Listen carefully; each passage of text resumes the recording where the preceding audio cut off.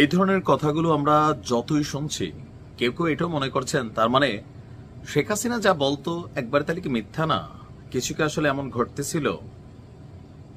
যদি তাই না হয় তাহলে এই মুহূর্তে ডক্টর মোহাম্মদ ইউনূসের কাছে বিএনপি যে বিষয়গুলোর ব্যাখ্যা চেয়েছে, বা ডক্টর মোহাম্মদ ইউনূসের এই সরকার অনেক কিছুই রাজনৈতিক দলগুলোর সাথে আলাপ আলোচনা না করে অনেক সিদ্ধান্তে পৌঁছে যাচ্ছিলেন, কিন্তু রাজনৈতিক দলগুলোর বাধার মুখে আবার সে সিদ্ধান্ত পরিবর্তন করছেন। এই যখন সিচুয়েশন, তখন দেশের মানচিত্র পরিবর্তন করতে চাইলে অন্তর্বর্তী সরকারকে তা ব্যাখ্যা করার আহ্বান জানিয়েছেন। আপনি শব্দটার ওজন বুঝছেন?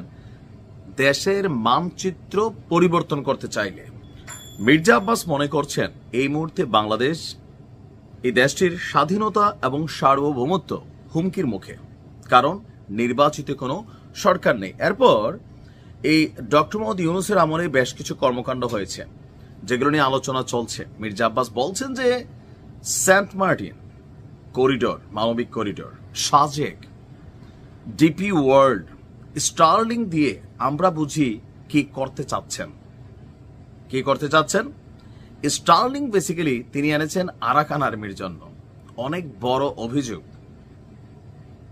স্টারলিংকের যে নেটওয়ার্ক এটা বাংলাদেশে চালু হয়েছে। তো স্টারলিংক কেন? মির্জা আব্বাসের বক্তব্যের আসলে তিনি কোনটা বুঝাতে চেয়েছেন, বিষয়টা এরকম হতে পারে যে ধরেন মিয়ানমারের সাথে বা আরাকান আর্মির সাথে আমাদের যে স্টেটের অংশে বর্ডার আছে, আশেপাশে বাংলাদেশ সীমান্তে কয়েকটা স্টারলিংকের কানেক্টিভিটি আসতে পারে, আরাকানের ওইদিকে নেওয়ার সুযোগ হতে পারে, সম্ভবত এরকম কিছুই বুঝাইছেন। তারপর তিনি বলছেন করিডোর কার জন্য? এখান দিয়ে আরাকান আর্মির মাল মশল্লা যাবে। সেন্ট মার্টিন কার জন্য? বিদেশি কোনো সেবাদাসদের হাতে তুলে দেওয়ার জন্য। আপনি চিন্তা করেন, এখানে সেন্ট মার্টিন ইস্যু বা বিদেশি শব্দগুলা আওয়ামী লীগের সময় শেখ হাসিনা বরাবরই বলতো যে একটা বিদেশি শক্তি চায়, সাদা চামড়া লোক আসছিল, তিনি রাজি হন নাই, যার কারণে তার সরকার পতন হয়েছে।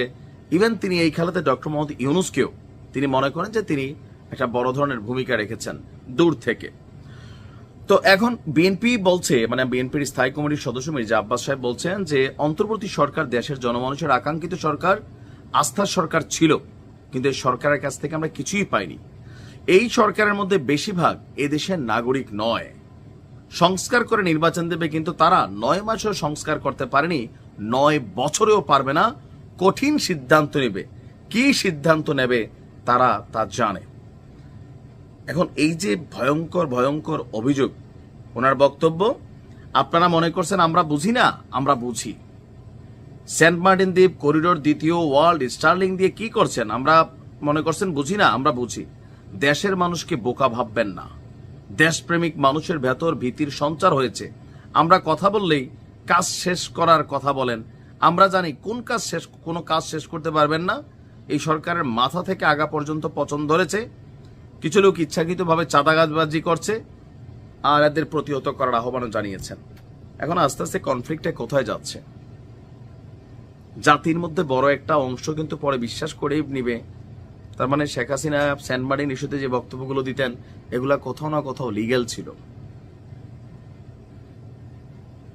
এখন বিএনপির এই বক্তব্যগুলো নিয়ে সরকারের পক্ষ থেকে বিভিন্ন সময় বক্তব্য দেওয়া হয়, বাট তারা তো কোনো রাজনৈতিক দল না, তারা ওইভাবে হয়তো কাউন্টার করার সুযোগ নেই। তবে পিনাকিদা, সাংবাদিক ইলিয়াস বা এনসিপি, তারা এগুলো নিয়ে মাঝে মাঝে কাউন্টার করে বিএনপিকে, আর এতে এই দ্বন্দ্বটা অনেক দূর ছড়িয়ে গেছে।